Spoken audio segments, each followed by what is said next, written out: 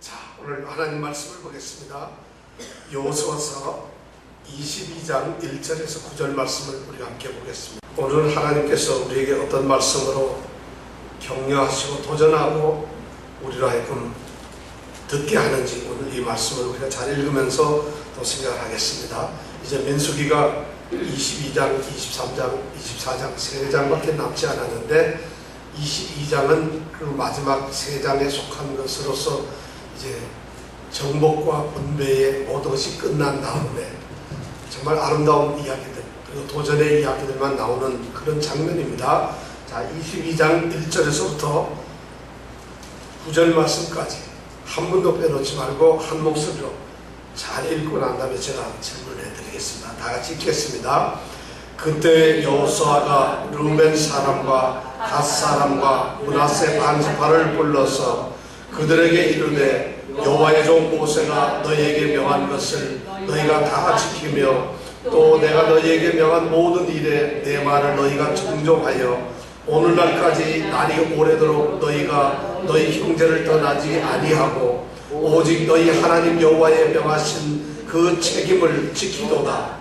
이제는 너희 하나님 여호와께서 이미 말씀하신 대로 너희 형제에게 안식을 주셨으니 그런즉 이제 너희는 여호와의 종 모세가 요단 저편에서 너희에게 준 소유지로 가서 너희의 장막으로 돌아가되 크게 삼가 여호와의 종 모세가 너희에게 명한 명령과 율법을 행하여 너희 하나님 여호와를 사랑하고 그 모든 길로 행하며 그 계명을 지켜 그에게 친근히 하고 너희의 마음을 다하며 성품을 다하여 그를 섬길지니라 하고 여호수아가 그들에게 축복하여 보내매 그들이 자기 장막으로 갔더라.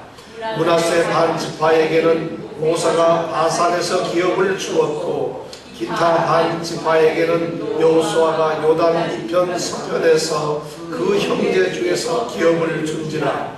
여호수아가 그들을 그 장막으로 돌려보낼 때에 그들에게 축복하고 일러 가로되 너희는 많은 재산과 심히 많은 가축과 은, 금, 동, 철과 심히 많은 의복을 가지고 너희의 장막으로 돌아가서 너희의 대적에게서 탈취한 것을 너희의 형제와 나눌지니라 하매 르벤 자손과 갓 자손과 므낫세 반지파가 가나안 땅 실로에서 이스라엘 자손을 떠나 여호와께서 모세로 명하신 대로 얻은 땅 곧 그 소유지 길르앗으로 가니라. 아멘. 자, 9절까지 읽었는데 이 내용이 무슨 내용인가 하면은 이제 르벤과 갓 지파와 그 다음에 므낫세 반지파가 자기네들이 살아야 될 요단강 동편 땅으로 가는 그러한 이야기를 지금 기록해 놓고 있습니다. 요즘에 한국에 가면은 유행하는 영화 중에 하나 폼페이라고 하는 영화가 있습니다. 폼페이. 폼페이는 이탈리아 그리스에 있는 그런 도시인데 그 폼페이가 이 지구상에서 멸망을 하고 없어졌어요. 한때는 세계에서 정말 아름답고 화려한 그런 도시였는데 79년 예수님이 돌아가시고 나서 한 40여 년 지난 그 후에 그 화산이 폭발해서 베스비오스라고 하는 화산인데 그 화산이 폭발을 해가지고 그 화산재가 용암이 이 폼페이라는 도시를 덮쳤습니다. 그래서 도시 자체가 완전히 화산에 의해서 파괴되고 없어져 버렸어요. 그 기록에는 남았는데 그 폼페이라는 도시가 어딘지를 찾지 못해요. 그래서 찾지를 못해서 있었는데 1670년에 그 이제 수도관 공사를 하는 인부들이 땅을 파는데 땅을 한 7m 정도쯤 파고 나니까 거기에 깨진 그릇이며 또 용암으로 굳어있는 이런 모습들이 나타나가지고 그래서 그걸 발굴했더니 금이 7m 지하에 아주 거대한 도시가 하나 형성되어 있는 모습을 발견하게 되었어요. 그 도시가 바로 폼페이 성이라는 것을 우리가 발견했어요. 제가 얘기를 왜 얘기하는가 하면 런던에 가면 영국 런던에 가면은 워커 미술관이라고 하는 데가 있어요. 워커 아트 센터라고 하는데 그 미술관에 가면은 그림이 하나 있는데 그림들이 물론 많죠. 근데 칸틀러라고 하는 화가가 그린 그림이 있는데 바로 그 화가가 그림을 그려놓은 것 중에 어떤 것이 있느냐 하면 이 폼페이 도시가 망하는 그 최후의 날 그 모습을 그림으로 그려놓았습니다. 근데 사람들이 그 모습을 보면서 정말 처참하고 비참한 그런 것을 느낍니다. 왜냐하면은 그 장면을 이렇게 가서 보면은 커다란 이 원형 경기장이 있는데 그 안에서 이 검투사들이 칼을 가지고 창을 가지고 이제 싸우는 검투사들이 싸웁니다. 그리고 그 경기장 안에는 수천 명의 이제 관중들이 그 서로 찔러 죽이고 하는 그런 장면을 구경하죠.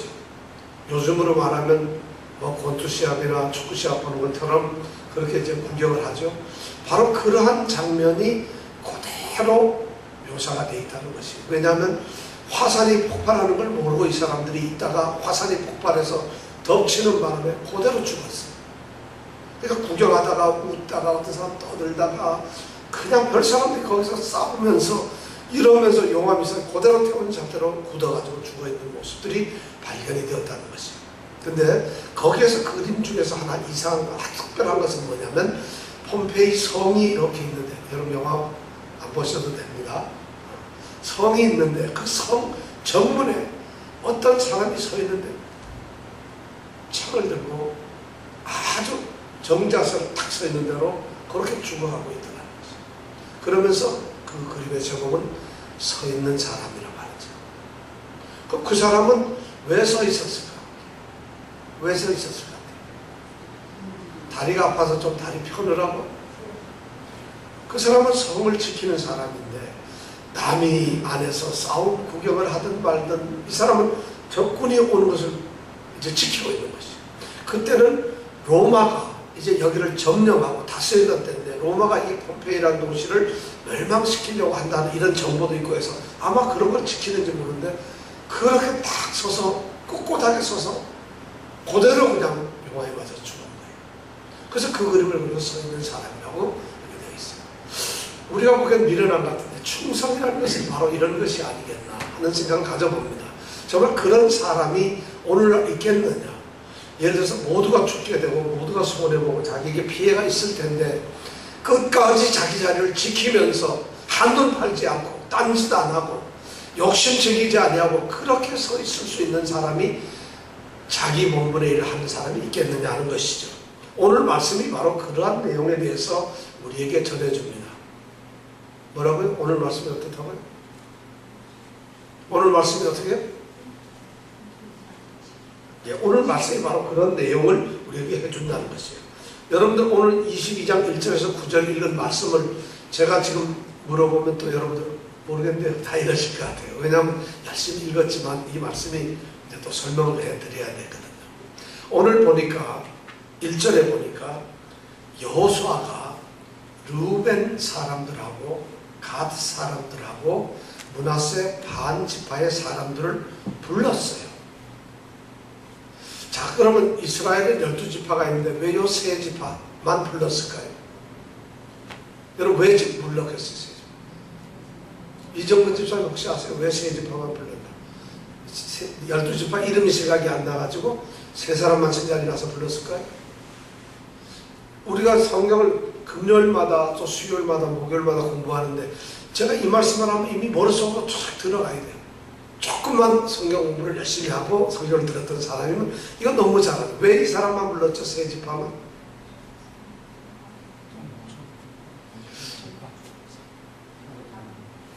모르겠네요. 모르겠어요 진짜.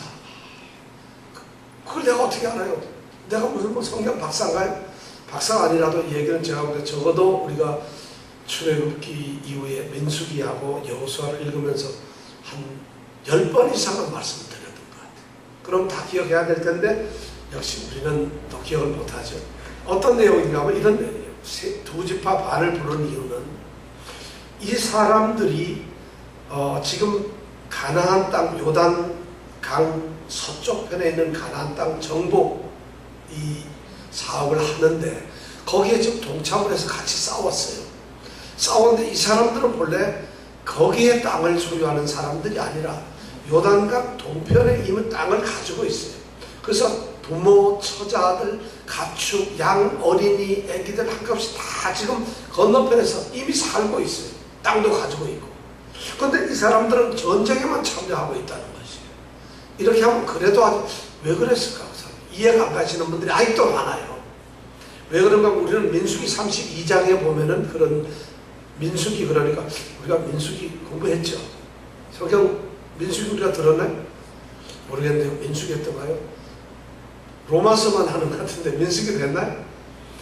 민수기를 우리가 장마치 몇 달 동안 했는데 32장에 보면은 이스라엘 백성들이 모세는 지금 죽었습니다만은 모세를 모시고 이제 가나안 땅을 정복하러 왔죠. 근데 가나안 땅에 바로 정복을 못하고 요단강 동편에 있는 곳을 먼저 정복을 해요. 근데 이 요단강 서편이 바로 가나안 땅이고 동쪽은 가나안 땅이 아니에요.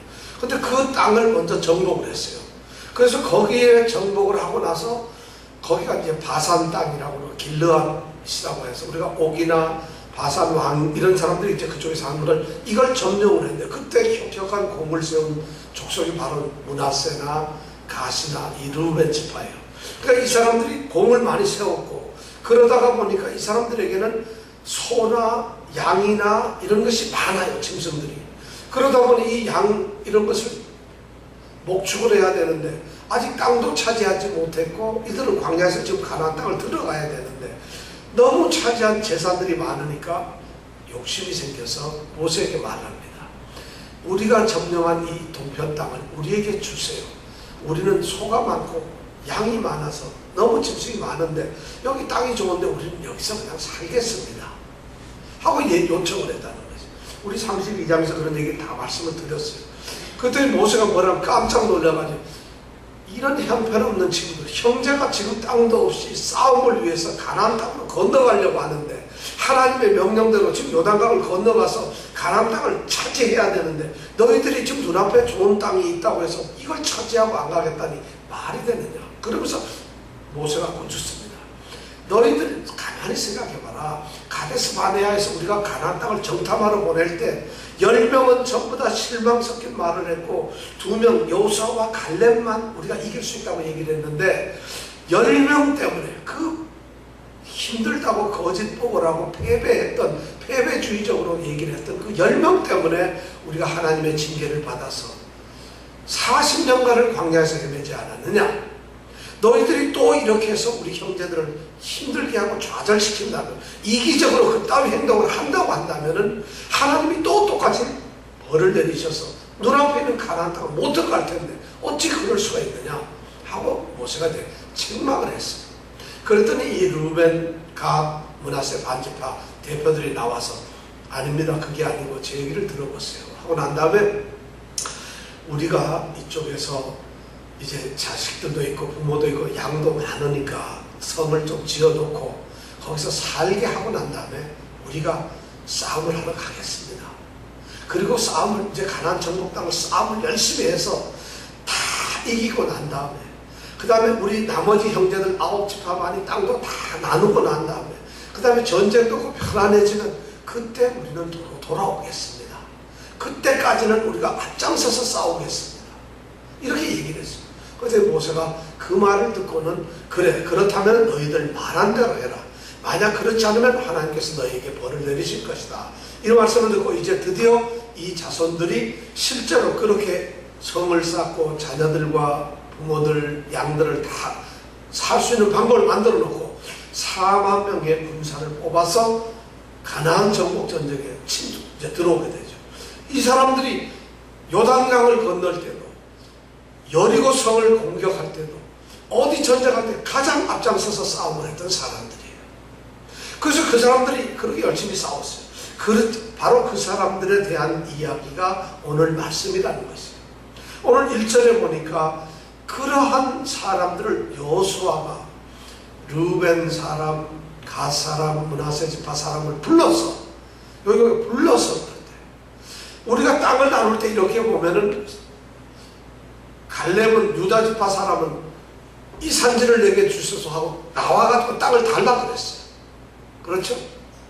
에브라임 이 땅을 가지고 있었던 에브라임 지파 사람들은 우리는 땅을 받았는데 손 이런 개척지 이렇게 산지만 우리에게 주는데 우리는 도대체 어떻게 해야 하느냐 할 때 여호수아가 스스로 개척하는 말을 들었어요. 그리고 나머지 7지파들은 땅 달란 말도 안 읽고 게을러가지고 전부 있으니까 너희가 땅 이미 정복을 다 했는데 왜 아직까지 지체를 하느냐.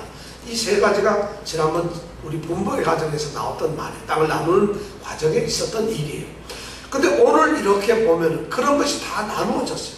다 자기들 욕심대로 땅을 주세요 하고 좋은 땅을 가졌단 말이에요. 그리고 레위지파 사람들조차도 우리가 모세에게 약속했던 우리의 땅을 주세요 하고 땅을 나눠줬어요. 여호수아와까지도 땅을 나눠 가졌어요. 여호수아는 땅을 어디를 가졌죠? 예? 메나탄, 딥나세라라고 하는 땅을 가졌어요. 그죠? 딥나세라, 이거 제가 다음에 와서 또 물으면 또 모른다는 거. 이게 참 좋은 거예요. 그거 뭐, 외워서 뭐예요? 어려워 죽겠는데. 저 하여튼 그렇다는 것이에요. 자, 그 땅을 줬어요. 그러니까 땅을 모두 다 나눠주고, 도피성까지 되고, 여호수아까지 땅을 나눠줬는데, 그런데 땅을 나누는 일이 끝난 것 같지만, 전국 전쟁이, 이 가나안 전투가 끝난 것 같지만, 아직 끝나지 않은 게 있는데, 바로 누구냐면 이 사람들. 전쟁을 위해서 왔던 사람들이 있다는 것이죠. 자기 처자식을 요단강 건너편에 놔두고 요단강 건너와서 전쟁 때문에 온 사람들, 바로 그 사람들이 루벤, 갓, 므낫세 반집하라는 것이죠. 이 사람들이 자 이쯤 되면은 참 이 사람들은 대단한 사람들이에요. 뭔가 불평했을 건데 가만히 있어요. 그러니까 여호수아가 부른 거예요. 자, 불러가지고 이제는 전쟁이 다 끝났으니까 너희들이 가야 될 거 아니냐 하는 말씀을 하는 것이 바로 오늘 내용이라는 것이에요. 그러면서 그 사이에 너희들이 한 것이 무엇인가를 지금 1절에서부터 3절까지는 이 여호수아가 르벤, 갓, 므낫세 이 두 지파 반에게 이제 말을 합니다. 1절에 보니까 너희들이 모세가 명하는 것, 내가 명하는 것을 정말 잘 지켰다. 이 말은 뭐예요? 모세는 누구예요? 지도자죠. 여호수아는 누구예요? 지도자예요. 너희들이 하나님을 대신해서 이 민족의 지도자로 세워진 지도자의 말을 너희들이 정말 충성 다해서 순종을 잘했다. 그것이 그 사람들이 칭찬받는 거예요. 예를 들어서 이 사람들은 어떻게 보면 자기 땅도 있기 때문에 거부를 할 수 있고 좀 대들 수도 있는데 모세에게도 순종을 했지만 여호수아에게도 순종을 했어요. 여호수아서 1장 12절에서부터 보면은 여호수아가 이 세 지파를 부르죠. 두 지파 반을 불러가지고 너희들이 모세와 약속했던 것 이런 것을 지켜서 나를 위해서 충성을 해야 된다. 앞장서서 싸움을 해라 하니까 그때 그들이 대답한 게 뭐예요? 저희들은 당신이 명령만 하면 무조건 따르겠습니다. 당신이 가라고 하는 곳에는 아무리 힘들어도 거길 가겠습니다. 무조건 거기 가겠다. 이런 대답을 했다는 것이죠. 그 말을 듣고 여호수아가 담대해졌어요. 그리고 많은 이스라엘 사람들이 그래 저들은 왠지 모르게 이기적이고 지욕심만 차리고 지만 좋으면 해야 하고 나는 찾았으니까 빠질 줄 알았는데 그 사람들이 핑계 얼마든지 될 수 있어요. 왜냐하면 그런 약속을 여호수아하고 한 게 아니잖아요. 모세하고 약속을 했잖아요. 그럼 모세가 죽었으면은 야 죽은 사람하고 약속했는데 죽었으니 끝이야. 가버려도 그만이에요. 우리 세상 사람들 아니 교회 다니는 사람들 특히 이런 약속 지키겠어요? 다 끝나버렸네. 니네 죽은 사람인데 이제 그 약속이 끝났다 생각할 텐데 이 사람들이 약속을 지켰다는 거죠. 사실은 손해가 너무 힘든 상황이에요. 처자식 다른 나라들이 쳐들어 못하겠어요. 거기서 누가 일을 하고 공식을 이 사람들이 싸워가지고 더 놀라운 것은 이 땅에서는 땅 하나도 안 갖겠다고 약속을 한 사람들이에요. 우리가 당신 말씀대로 지키고 열심히 싸워서 앞장서서 싸우고 이 형제들이 다 땅을 나누고 전쟁이 끝날 때까지는 절대 돌아가지 않겠다. 뿐만 아니라 혹시 여기에 땅이 생기더라도 우리는 땅을 달라지 않겠다. 이렇게 하고 그럼 이 사람들은 뭐 땅 한 톨 안 생기고 생기는 게 뭐 있어요? 그런데 이 사람들은 지금 장마치 전쟁이 7년 이상이 되었는데 싸웠다는 거예요. 우리나라가 월남이나 이라크에 전쟁 가면은 그 사람들이 그냥 가서 싸우나요? 월남에 가서 싸웠습니다. 이라크에 가서 우리 전쟁에 싸웠다면 왜 가서 뭘 받죠? 돈을 받아요. 싸우는 거. 전투수당을 받아요. 그럼 지금 이 문하세 이 사람들이 전투수당을 받았을까요? 아니, 이미 이 사람들은 사실 이 전쟁에서 어떻게 보면 우리 같으면은 뒤에서 요령을 피울 거예요. 죽으면은 개죽음이에요. 땅도 내 땅도 되는 것도 아니고, 그러니까 뒤에 숨어 있을 수도 있고, 어떻게 하든지 핑계대고, 어떻게 하든지 그러다가 쑥 도망가 버리면 고만이잖아요. 그렇다고 어떻게 하겠어요? 지금 가나안 전투를 하는데 이스라엘 백성들이 거꾸로 자기네들을 공격을 하겠어요? 내 자존질환을 일으키겠어요? 안 그렇잖아요. 이 사람들은 그럼에도 불구하고 좀 충성을 다하는 거예요. 그러니까 1절에 여호수아가 그들을 불러서 1절, 2절에 큰 얘기를 하는 거지. 너희들은 모세의 명령하면 그대로 지켰다. 뿐만 아니라 내가 너희들에게 명령하는 것 단 하나도 어기지 않고 그대로 다 지켰다는 거죠. 이렇게 충성된 사람들이 있다는 것이에요. 그 다음에 두 번째 보면은 3절에 보면은 너희들이 3절에 보면은 오늘날까지 날이 오래도록 너희가 너희 형제들을 떠나지 않았다. 이게 무슨 말이야? 형제 동족의식이 강했다는 거예요. 우리 같으면 얼마든지 이해관계 때문에 빠질 수 있는데 오랜 동안에, 그러니까 7년 이상이라는 얘기를 전쟁을 하면서 자기 백성이기 때문에, 저 사람들은 나의 형제 자매들이기 때문에, 형제들이기 때문에 그 의리를 지키면서 한 공동체, 하나의 생명 가족이라는 것을 끝까지 지켰다는 거죠. 갈 수 있어요. 사실은 그거 지켜서 뭐가 득이 되겠어요. 그런데 이 사람들은 끝까지 지켰다는 거예요. 지금 여호수아가 그들을 향해서 칭찬을 해주고 있어요. 그 다음에 세 번째 그들이 또 잘했던 것은 3절에 보면 여호와 하나님의 명하신 그 책임을 너희들이 지켰다는 거죠. 하나님의 책임이 뭐예요? 여호수아 하나님께서 이들에게 무슨 책임을 줬어요? 이들의 책임이 아니에요. 사실은 하나님께서 이스라엘 백성에게 내려준 책임은 뭐냐? 내가 너희들에게 지시한 이 가나안 땅을 완전히 정복해서 너희들이 취하라는 것이죠. 그리고 거기에 살라는 것이에요. 이들은 이미 가나안 땅이 아니고 건너 땅을 차지했기 때문에 요단강 건너기 전에 이미 땅이 생겼는데 그럴 필요가 없잖아요. 그러나 이스라엘 전체 백성에게 하셨던 하나님의 약속은 가나안 땅을 쟁취하고 거기서 살라는 것이잖아요.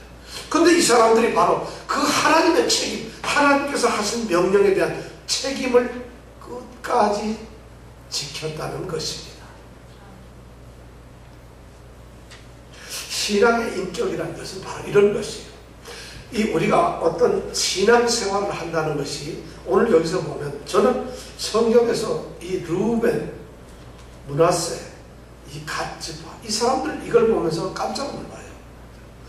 참 정말 이렇게 오늘날 공동체와 지도자와 하나님의 그 해야 될 사명을 온전하게 감당하기 위해서 모든 것을 희생할 수 있는 사람들이 있겠는가 하는 것이죠. 지금 그런 일을 하고 있어요. 정말 놀라운 일이죠. 이 사람들이, 이런 충성된 사람들, 이런 신앙의 인격은 어떻게 생기는 걸까?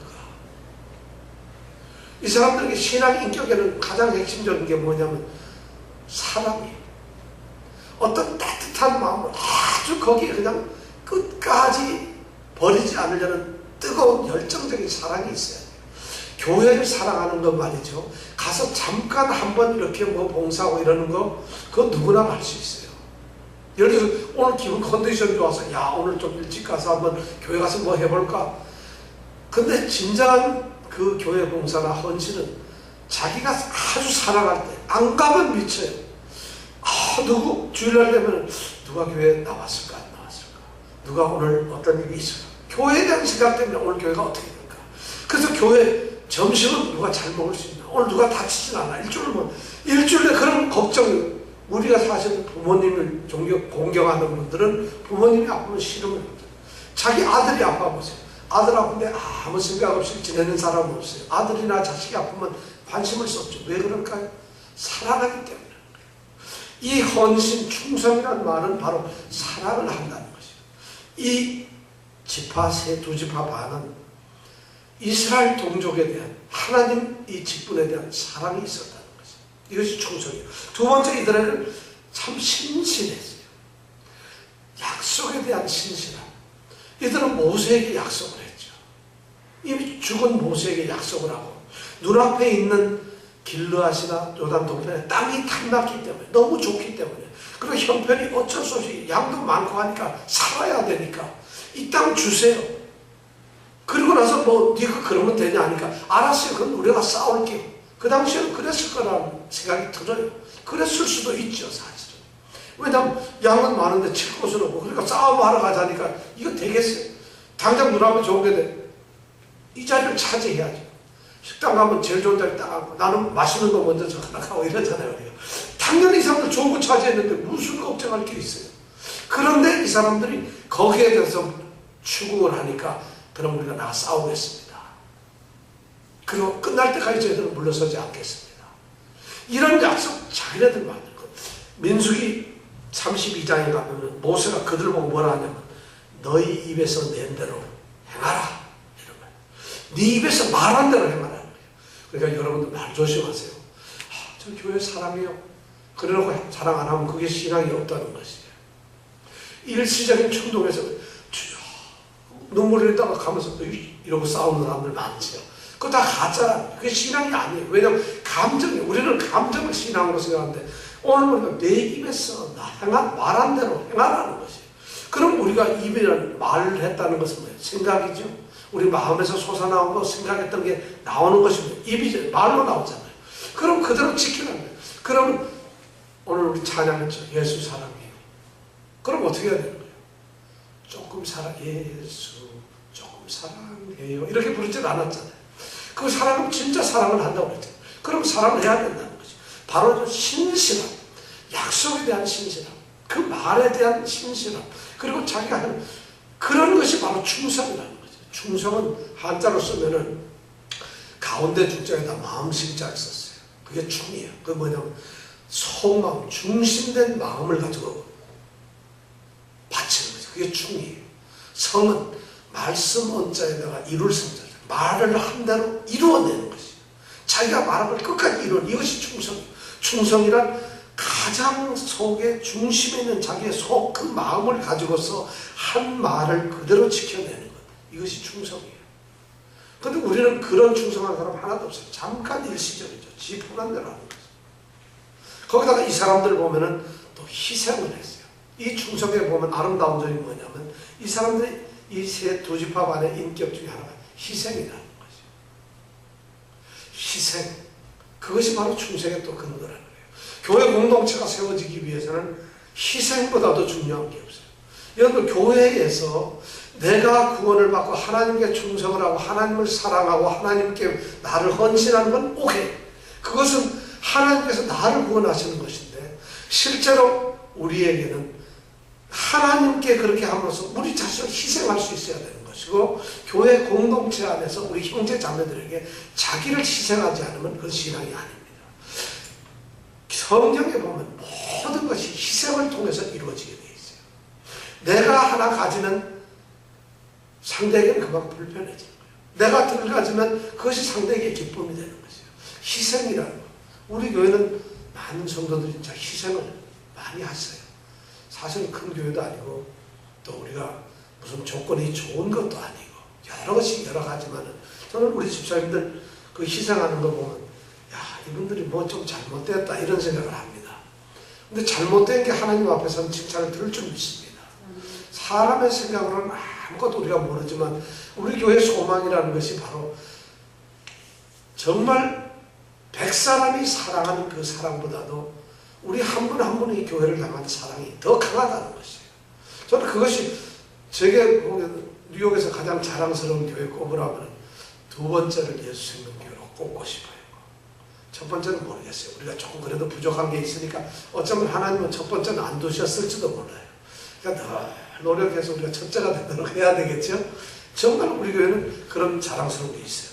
정말 그런 신앙이 있죠. 하나님의 약속, 하나님과의 약속이에요. 이 사실은 보세요. 성경이라고 하는 것은 약속으로만 되어 있는 것이잖아요. 하나님의 말씀은 하나님께서 우리에게 뭐를 하겠다, 뭘 해주겠다, 뭘 하겠다는 것이 약속이 바로 성경인데, 우리의 믿음은 뭐냐면 그 하나님의 약속을 그대로 지키겠습니다 하는 것이 우리의 믿음이에요. 성경은 약속을 우리에게 주시는 하나님, 그 그리고 그 약속을 그대로 이루어내는 하나님. 이것이 바로 그런 것이, 그 약속을 그대로 우리가 지켜내는 우리의 믿음. 이런 것이 바로 성경에서 나타난 우리의 믿음이라고 말을 할 수가 있어요. 그래서 이 신실한 충성의 가장 적은, 신앙의 가장 적은 외식이거나 위선이 거짓을 하는 것이고, 사실 그렇게 보세요. 약속이나 말씀이나 그것을 지키지 않는 것을 우리는 그렇게 대충 지키는 것을 신앙이라고 하지 않아요. 충심으로 마음속에서 온전하게 지키는 것을 신앙이라고 합니다. 예수님 시절에 예수님께서 바리새인들에게, 외식을 하는 자들에게 신앙이 없다고 얘기를 합니다. 그들이 신앙이 없는 자라고 얘기합니다. 바리새인들은 성경도 잘 알고 율법대로 잘 지켰던 사람인데도 불구하고 우리 주님께서는 그들이 신앙이 없는 불신앙자라고 그랬어요. 왜냐하면 그들이 말씀을 지키기는 지키는데 말씀에 대한 중심을 지키지 않는 거죠. 거짓으로 좀 위선을 지는 거예요. 요즘으로 말하면 무슨 일, 주여, 할렐루야, 아멘, 아멘. 이러고 나서는 딴짓하는 것이죠. 바리새인들이 기도할 때 보면, 아버지 하나님, 저희들은 일주일에 2번씩 금식하고 뭐 이러면서 기도를 해요. 그러고 나서 딴짓하는 거예요. 똑같은 이 신앙의 본질은 뭐냐면 위선이나 외식이나 또는 뭐 그런 것들은 주님께서 가장 미워하셨어요. 주님께서 제일 미워했던 것이 뭐냐면 그런 것들인데 그것이 바로 신앙이 아니라는 것이에요. 근데 오늘날 교회에 보면 성도들, 목사님들도 그렇고 뭐 사모님들, 장로님들 막 이런 위선의 신앙들이 너무 많아요. 이렇게 보면은 큰 행동을 보면은 요거는 틀림없이 아주 마음속 깊이 하나님을 섬기는 사람이라는데 자기의 이익이 조금만 생기면 팩 돌아서 자기의 체면이 걸리면 갚아, 자기의 불편이 생기면 금방 달라져. 그리고는 그렇게 형식적으로 하는 거예요. 외식, 위선, 교만 이런 것들이 사실은 우리의 신앙의 가장 나쁜 것이에요. 주님께서는 그걸 단 한 번도 신앙으로 보시질 않았다면 주님께서 믿는다는 것은 나를 따를 때 주님께서 요구하시는 첫 번째가 십자가를 지는 것이에요. 십자가를 지는 것은 외식이나 위선이 있을 수가 없어요. 교만도 있을 수가 없어요. 교만한 자는 자기 십자가를 질 수가 없어요. 위선적인 사람은 십자가를 절대 질 수가 없어요. 십자가는 안 지고서 어떻게 진 것처럼 할 수가 있겠어요.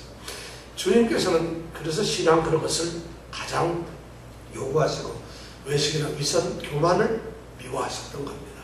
오늘 그런데 보면은 이 여호수아가 이 세 지파를 칭찬하면서 이들은 그런 외식 가짜가 아니었다는 것이. 어떻게 7년 동안 모두수 포기하고 전쟁이 끝나고 다른 형제 지파 9지파 만이 이미 땅을 다 나누어 갖고 여호수아까지 땅을 나누고 있는데도 불구하고 이 사람들이 여호수아님 이제 우리 가도 되죠? 이런 말을 우리 같으면 하지 않겠어요?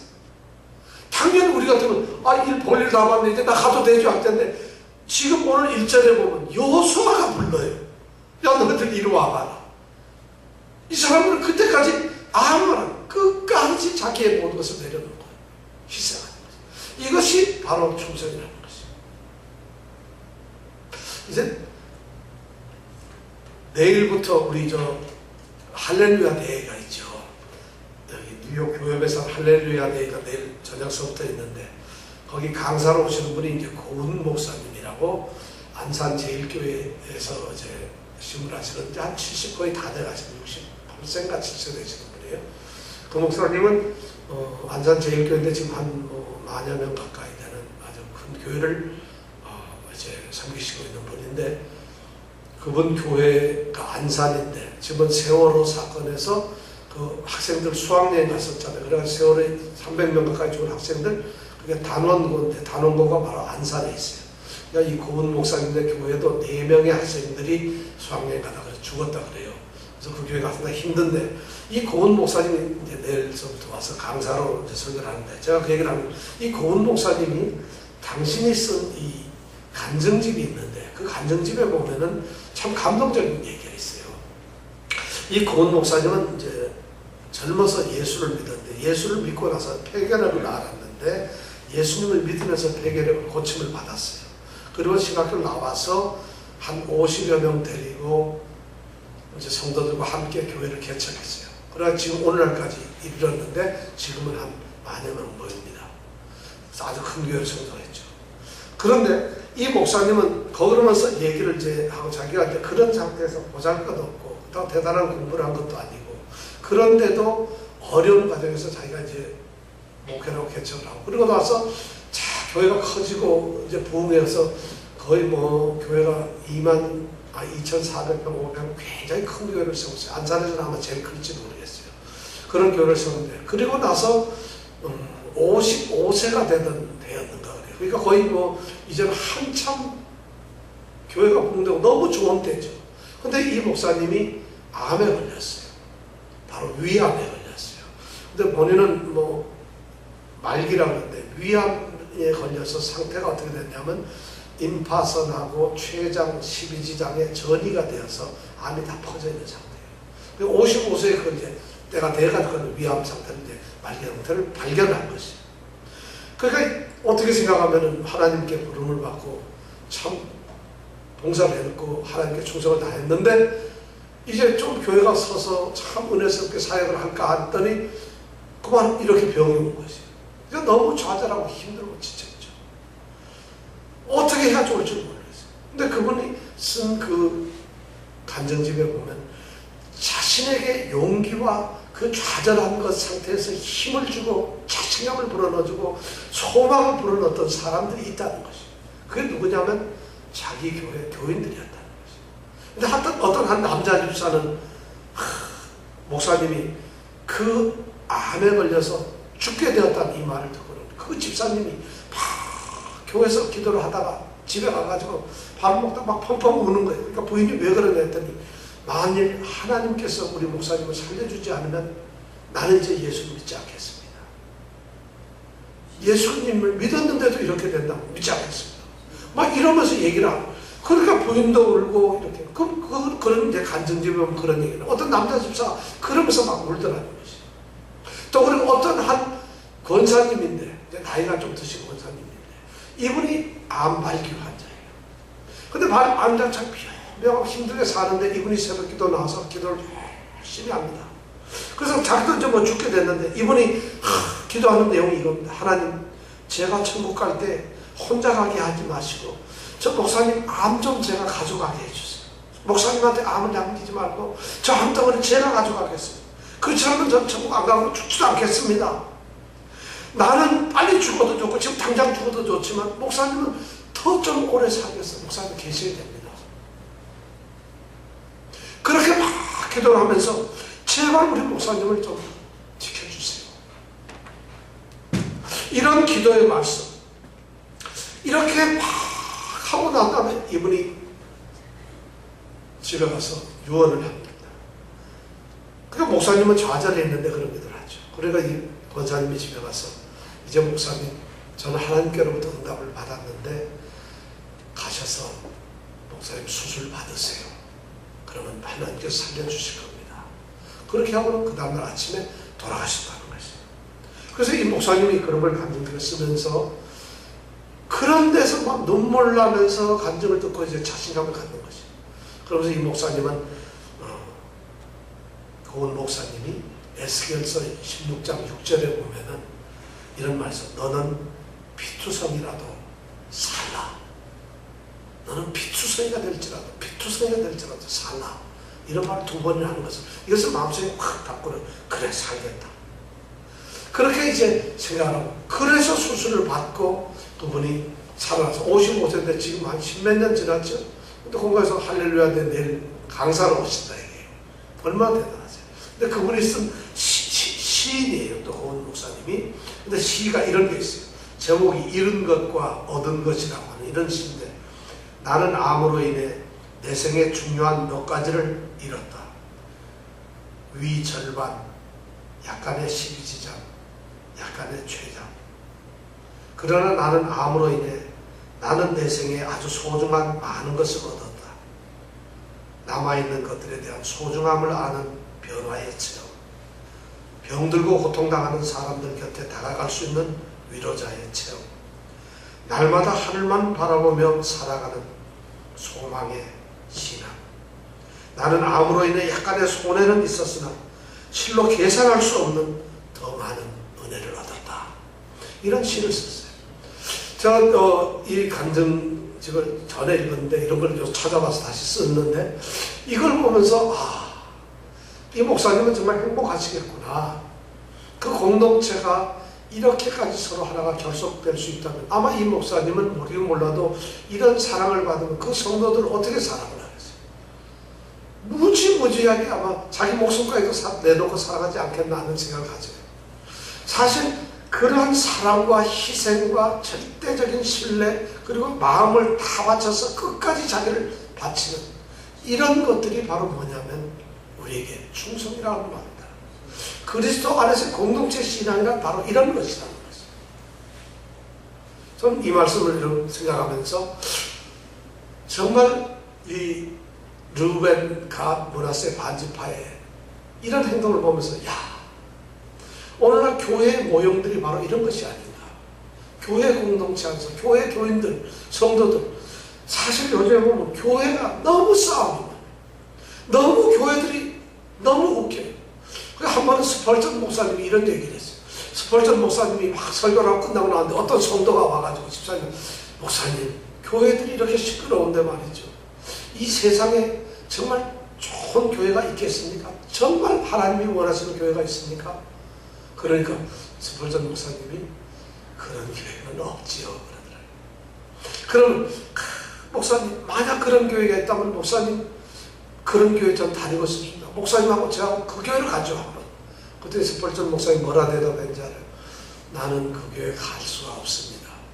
집사님도 가셔서는 안 됩니다. 왜요? 그렇게 좋은 교회인데. 우리가 가면 그 교회가 똑같아집니다. 우리가 가면 똑같아진다.